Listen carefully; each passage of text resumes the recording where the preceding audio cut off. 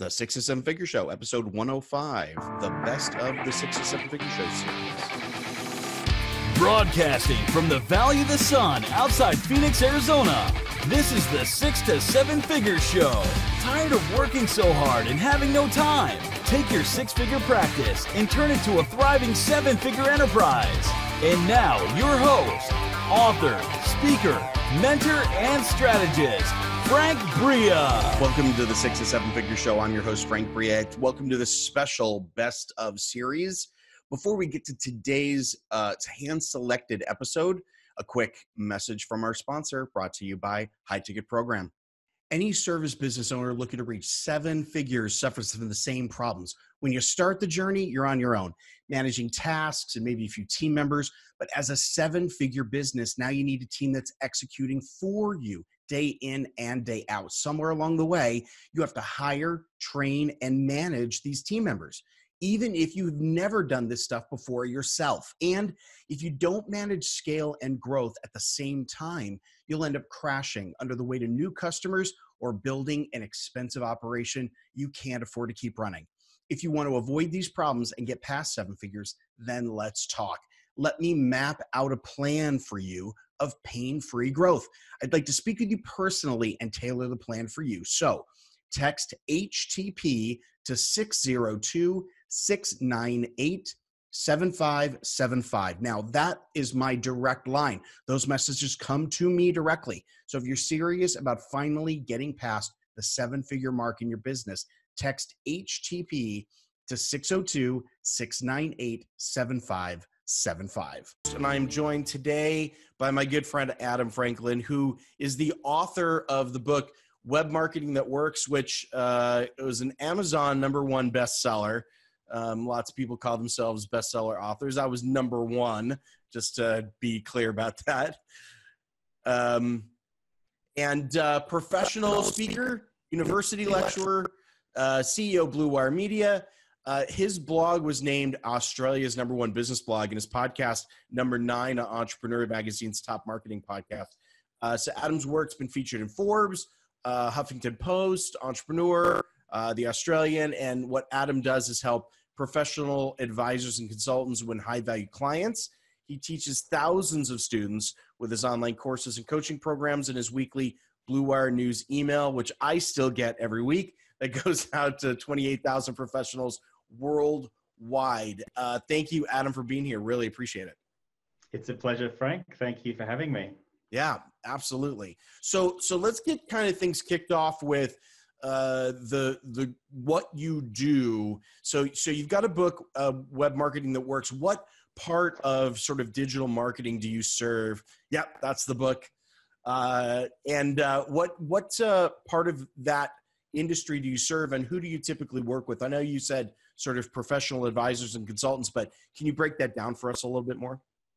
Yeah, sure, Frank. So within professional advisors and consultants, I'm sort of talking about people that provide or work with intellectual property or provide advice. So they're not selling widgets, they're not selling t-shirts, they're selling what some people would call intangible stuff, like knowledge and advice and intellectual property. Yeah. So I specialize in helping them. They're often independent consultants or teams, small teams of advisors. And I help them attract high value clients by using digital channels, but really helping them of what works and what happens offline. So they're very confident, they've got a lot of IP, they know how to help their customers or their clients, but they just haven't been able to join the dots to be able to do that at scale and online. So that's where I help. So basically, these would be folks who otherwise are getting good word of mouth, referrals, et cetera, and they really just need to scale up a lead generation process that sort of leverages digital channels at this point. Totally, yeah. The clients I look for, they have word of mouth, they've got referrals, they've got a good business, they've got clients that know, like, and trust them, they've got revenue, but they don't have a system for replicating that online, and they really would like a bit more certainty, a bit more ability to sort of, turn things up or turn things down depending on their workload. And, they've got all the ingredients, and I just help them join the dots. Okay, cool. So basically something to scale, something that's predictable, consistent, essentially. Yeah. So we talked about sort of courses and programs that you offer. What's sort of a typical way that you're working with folks in this space right now? Okay, great. So with certainly a lot of thanks to you, Frank, I've developed a high ticket program, and that's like the high end offering, if you like. And I can talk more about that as well. But there's a feeder club, if you like, of people that enroll in my online courses, and they have a variety of formats and price points. But from there, typically, if they're a good fit, well, then they might ascend or decide to join my coaching program. And alternatively, too, if people inquire about the coaching program and they're not quite at the right level yet, or they don't have all the ingredients that I'm looking for, well, then they can go into the online courses and bring themselves up to speed there. Great. And what are some of the things that as you are executing the course, what's kind of the starting point and the ending point for them? Like when you say you're kind of looking for a certain area or certain level, what are some of the things they do in that course that help bring them a little further along? Sure. So in the online courses, what I help them do is I help them understand what all the building blocks are, and then help them, give them the tools and the knowledge to be able to build them. And so that is the outcome of the course, but also the desired result is the fact that they're getting more leads and they're winning more high value clients, but it's kind of done on their own type of thing. Yeah. So they're doing a lot of that work, but they're just implementing that on their own based on the things you're teaching, the templates that you have, et cetera. Right. Yeah. And then when they want they're handheld and they want that accountability and they want to master some of those things, then that's when they would join the coaching program to actually get it done. A lot of people do the course or they buy the course, they get halfway through, life gets in the way, but then they want that extra level of accountability. And I mean, they're paying for results. Yeah, absolutely. Yeah, a lot of times what I'm finding is that what the course does is it helps people sort of solidify that, okay, this person really does know what they're talking about. This stuff is really decent. So now we got to go get stuff done. We're going to have to hire them as a coach or a mentor to actually get results. It's funny that you put it that way. So walk us through what that program looks like. How's your coaching program structured today? Okay, yes. So this has been a work in progress for quite some time, and we've had our chats over the years, and you've helped me significantly. At the moment, because there was always that challenge of doing one-on-one work and doing, at a coaching sort of level versus how do you get scale and leverage with that. So where I settled was, we used to do quite a bit of one-on-one consulting, but of course, my business partner, particularly, he filled his book pretty quickly.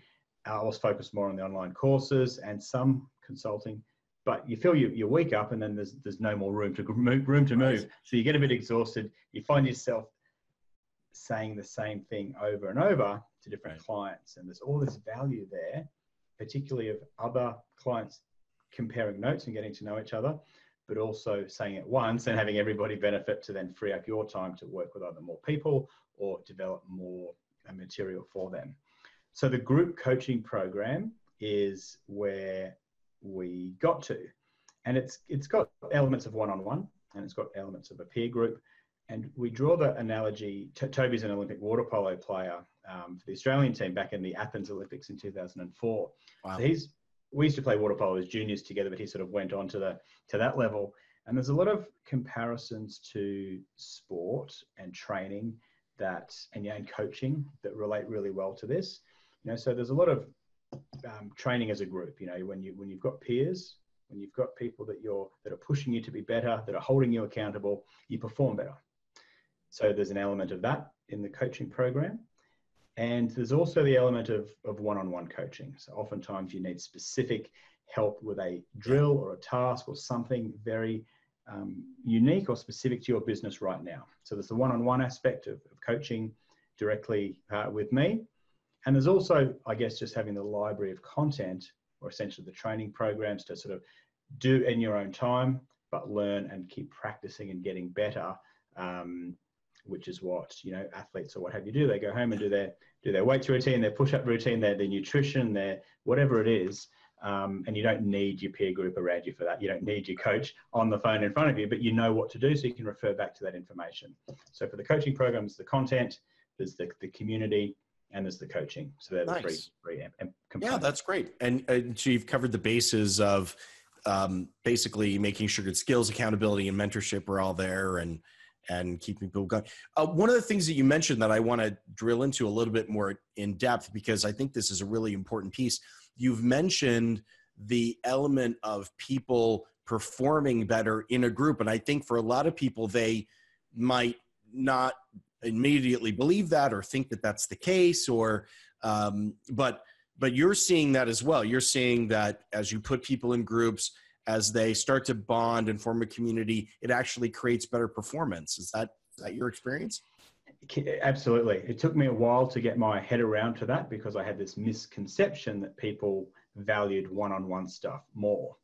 And yes, there's value there for sure, but there's a lot more value, and there are studies to back this up as well. Yeah. That there's more value in the peer group. And I thought back to my own experiences, and Toby thought back to his, at varying degrees of sport, and business and everything else. And it's true. Yeah, you really do get better performance in a group. And so that's why we get together 3 times a year for our intensives, where we all, most people can make it. Some fly in, some are based in whichever city, Brisbane or Sydney, wherever we happen to run it.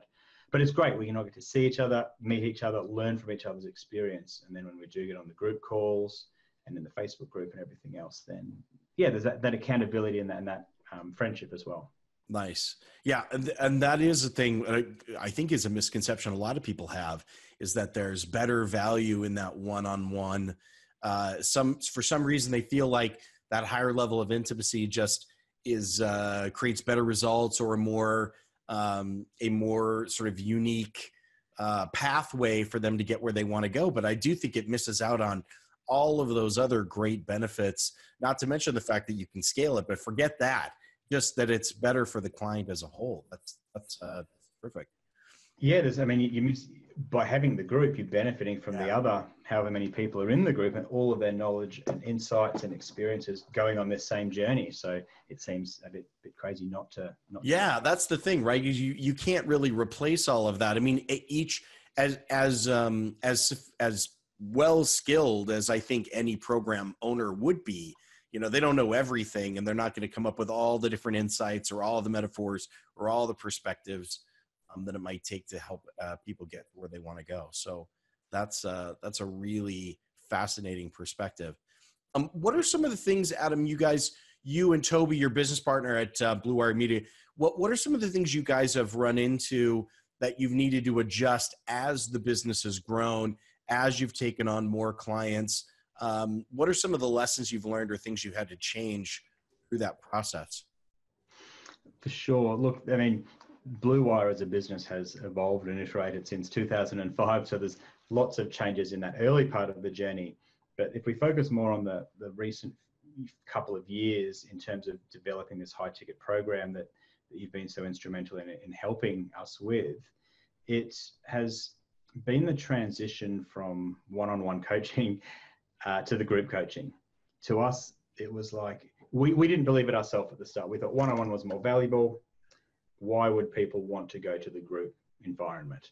And we were our own biggest hurdle in a lot of respects, because we hadn't appreciated that there's more value in the group until we thought about it ourselves and our own experiences, being a part of a group for business masterminds, being part of sporting groups, training groups, at whatever level you're at, it's beneficial. So that has been the biggest thing we've had to learn and overcome. And really, once Toby had a full book, he had no spare time to be thinking about the business, working on the business, doing content. He was just busy with clients. And realistically, that has been the biggest challenge, which was overcome really easily, because once we got out of our own way, we said, well, Toby, let's put it to them. I'm going to run it. I'm going to free your time up. I love this stuff. I could talk about marketing all day, but I'd like to do it as a group. And so we put it to them and said, look, here's how we propose to move forward. It's a group setting. There's still access to Adam one-on-one. We do the weekly calls. We do the quarterly catch-ups and everything else. And everybody came across to the coaching program, and all of a sudden Toby went from a booked out week to a free agenda, and so that was really powerful. And I was doing stuff that I loved because it was a group thing. I was saying, I wasn't repeating myself to 15 different clients or what have you. It worked really well. It was liberating. I thoroughly enjoyed it. I was doing more of what I liked. Toby was freed up to explore new things as well. So that's the biggest challenge that we overcame.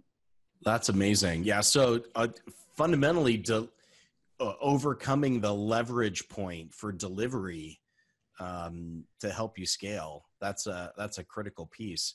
Yeah. And I think there's a lot of people who are listening that probably feel some sympathy to Toby's plight of having a completely filled up schedule and not being able to do anything about it or do anything more. When you're booked up, you're booked up, and it can be pretty exhausting. I remember talking to someone just about this. So they were doing some program design just a couple of weeks ago, and they were trying to estimate exactly what their level of effort was going to be. And they said, I think I can probably do 30 calls a week and coaching calls a week. And I said, I think you should probably think that through. Probably get about halfway there and find that's a lot more exhausting than you think it is. So that's great. So as you guys are looking now forward, growing, what are some of the things you're going to have to tackle at this point moving forward in order to continue the growth trajectory that you're on now? Okay, so the biggest challenge at the moment, the biggest thing that we're working on at the moment is mapping out that path and that journey for the client. Now, churn has been a bit of an issue because I haven't done as good a job as I can in terms of showing them what that journey looks like, 3 months, 12 months, beyond 12 months. Yeah. And so I've been crafting that out and giving that a lot of thought recently as to, we're coming up to the year mark for this high ticket program. How do we sort of clearly articulate and visualize the journey that they're going on and why they should be staying on throughout and beyond that? And also when they're signing up, how do we make it clear that, this is it's a 12-month commitment and beyond to get the sort of results that they want, but also acknowledging that there are going to be some quick wins and some early milestones that are going to hopefully bring in the clients and the revenue. So getting that value proposition and the promises clear is what I've focused a lot of attention on of late. Yeah. And you've brought up a really, really important point, which is that a lot of people think about this journey mapping exercise as kind of okay, and then we'll let the clients know eventually kind of where things go. But as you pointed out, being able to craft that vision from the very beginning so that in that initial first conversation, that initial sales conversation, they have an idea of exactly what the long-term view is going to be. So they know that it's not just a one-time, yes, we're going to get some quick wins, but that there's a journey ahead and a path to travel down. I think that's a really good idea. I think that's really smart. And I think at the start, I certainly was just, I think it was a monthly commitment of X dollars, but right. Then I'd get to, a few months in and a lot of clients would say, look, I've got enough for now. I'm busy. I know what I need to be working on. Let's just pause things for the moment. Right. Like, I can see where you're coming from, but there's also more of the journey that, left. And the fact that you're busy with more work, I've kind of, in some respects, feel like I'm letting them off the hook and not holding them to account to get the best results because I'm letting them suspend or what have you for reasons that probably I need to tighten or have tightened up right. since those discussions.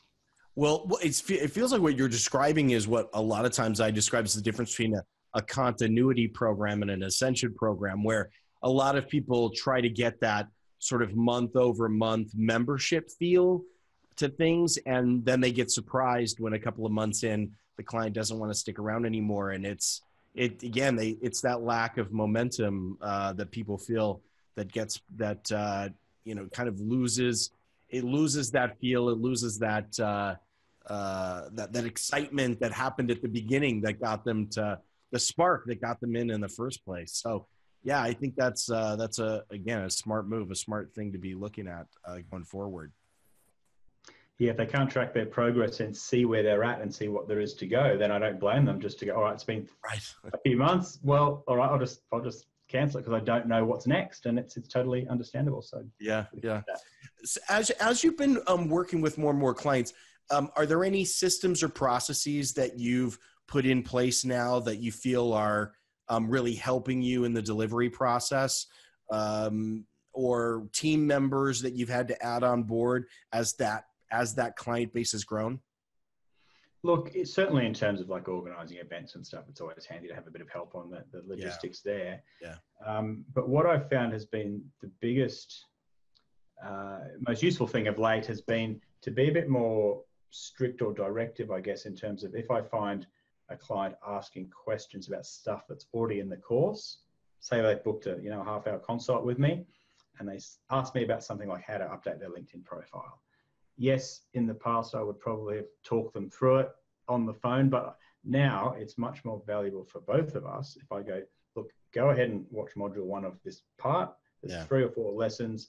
And then once you've implemented, take this next 10 minutes to 20 minutes to watch the videos, take the next 20 minutes to implement, and send me a link or post the link in the group once it's done. And the group will provide feedback on what you've done. So I'm not repeating myself. They're getting the exact same value, and then they get the benefit of the group plus me to provide feedback on that. And I think getting more disciplined about, and not feeling bad, feeling like I'm actually adding value because it feels like unfriendly to be palming them back off to the recorded version of you. Right. But it's still like me through Zoom versus a recorded version of me through Zoom. So they're getting the information, and they're getting it with a structured plan, with notes, with a process to follow, which is a lot clearer than just sort of freestyling over a Zoom call. So getting out of reframing that in my own head, that it's more valuable to them.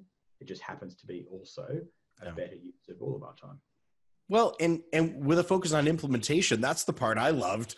You basically go watch it for 10 minutes, then go do it for 20, and then come back and get it. I think a lot of times in these one-on-one coaching conversations, it does get focused in theory. It does get focused around, big picture things. But then, so I've learned a lot of stuff, but I still have to go implement it. The way that you described it, there's such a focus and drive towards actual implementation. It's like, how could you not get the benefit out of that when at the end, I'm waiting for your link to show up for your new LinkedIn profile? I think that's fascinating. Yeah, I find it good because I often fall into the trap of thinking that the client, if they booked 45 minutes or half an hour, that they want 45 minutes of FaceTime, of chatting, and that's value. But in actual fact, progress and results is what they want and need, not just chatting on the phone with me. So yeah, thinking that I'm not the prize is also. Yeah, that's right. Yeah, that's true. It is true. That's a really good point. A lot of people think, well, what they really want is my time, but actually what they really want is a result. And we do our clients a great disservice when we substitute one for the other. That's really good. Do you have a process by which you're tracking those questions and adding more content in if you're hearing a certain question come up over and over again? Yeah. So what I'll tend to do certainly is if it's a recurring question, I haven't got it in the course, I'll certainly add it. And I've done that many times. The other thing too is typically if it is a one-on-one call, I will still record it for the individual client. And I'll also say, look, if there's stuff on here that's not too sensitive, and you're comfortable with it, and it's a good question and a good answer, can we just cut that bit out and add that to the group library, the archive, and we can add that as an extra resource. And most of the time they're happy with that, so we can get leverage from that one-on-one time and provide access so that more people can benefit from it. That's such a great idea to be able to leverage. Yeah, again, the theme seems to be leverage today of your time, where you're teaching something and it's going to come up again, and actually pulling that recording and pulling it into the group as a resource. That's brilliant. That's a really good move. It's good stuff, Adam. Unfortunately, we're out of time, and I know you're super busy, so I don't want to take more of your time away. But this has been really, really useful information. For those folks who are interested in what you're doing, want to connect with you, anywhere they should go specifically that would be the most efficient? Yeah, sure, Frank. So my website is bluewiremedia.com.au, and on there you can download some of my marketing templates for free, and that will deliver them to you straight away, but also get you onto my Blue Wire News emails, which you mentioned at the start you get and 28,000 other people around the world get. Additionally, you can just look me up on LinkedIn. Just look for Adam Franklin from Blue Wire Media. And Great. And I'm very active on there. Yeah, you've been posting a lot of stuff lately about LinkedIn and how you're like dominating LinkedIn. So that's like a really fascinating thing for me. I've been watching those videos. You've got like a new one every day, it seems. What did you like a 100-day challenge or something you were doing recently, or? That's it. Yeah. Well, they're not all going on LinkedIn. They're all going on my Facebook page and my blog, but it's a 100-day challenge. So you did 100 videos, one every day. So well, I'm up to 70 odd at the moment, at least recorded, not published, depending on. Okay. Well, hey, you're almost all the way through. So that's more than a lot of people can say, I think, at this point. So, okay, great. Well, so that link is going to be right below here as well for people. So they'll be able to get right to that. Thanks, Adam. Again, I really appreciate your time and sharing your insights. It's been really interesting. I think the lesson of leverage is the one we can all take away from what you guys have been describing as your journey here. Awesome. No, thanks for having me, Frank, and thanks again for your help over the years, helping me sort of get my thoughts together on this high ticket program. It's been very valuable, and I highly recommend your listeners and viewers pay more attention to the stuff you're teaching, because it is very valuable, and I very much appreciate it. I appreciate that. That's very kind of you, and thank you, listeners, for being here on this episode of the 6 to 7 Figure Show, and for what. We'll take the lessons here from Adam. This is the lesson of leverage is the thing you need to be thinking about. Thinking about how you're using your time. Look at your calendar, look at your schedule, and see where there's opportunities to create leverage to get multiple benefits out of where you're spending your time. That's an important lesson. I'm going to go off and do that myself here after this recording. I'm sure there's stuff I could improve on myself. So thanks so much for being here, and we will see you next time. All right.